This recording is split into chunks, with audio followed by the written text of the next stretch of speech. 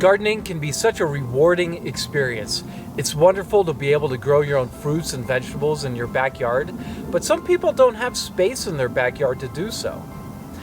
I hooked up with an elementary school that has a community garden for people to be able to grow their own fruits and vegetables, but they also teach their students how to grow the fruits and vegetables as well. Welcome to episode 6 of Inspirational Gardening.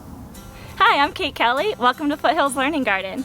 Our community garden was established in 2011, and it is a vital part of our science, technology, engineering, art, and math program here at Foothills Elementary School.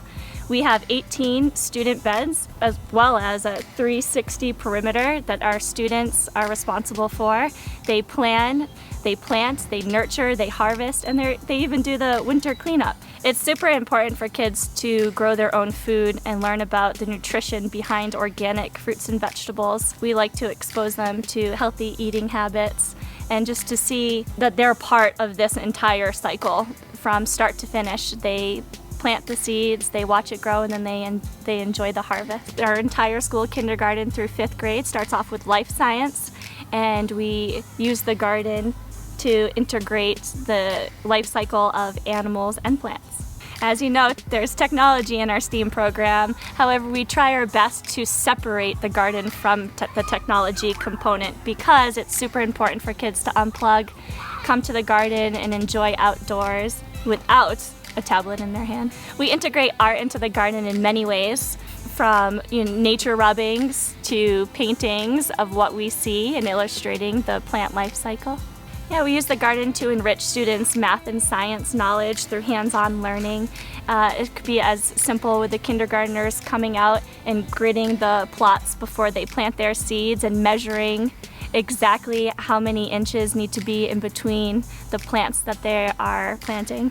Some of the things you can find in our garden this year are pumpkins, tomatoes, sunflowers, asparagus, green beans.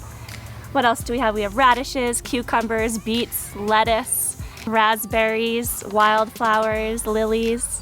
The list goes on. One cool component of the Learning Garden is that it generates funds to maintain its own growth. Every back to school night we have a sunflower sale where our staff and our community comes together to clip down the sunflowers, and we sell them to our families and friends, and a lot of kids gift them to teachers. Also in October around Halloween, we have a harvest sale where the kiddos harvest all the pumpkins, and we create great arrangements of decorative corn, everything coming from the garden, and all the sales, all the proceeds go back into the garden to make sure it is well kept. Our Foothills Learning Garden does offer a community side that's spaced up of 22 beds. You can lease them annually for $70 a year. It is the honor system. We don't allow anyone to pick or harvest from anyone else's plot. But it's a great way to offer the community a place to grow their food and connect with their local school. Some people choose to become a community gardener for the social aspect of it, to learn from one another, or because they just don't have the room in their own backyards or wildlife interferes. I highly encourage you to look up your community garden wherever you may be. It's a great way to get involved in your neighborhood and give back to Mother Earth. Thank you, Kate, for having me at your community garden. It was amazing.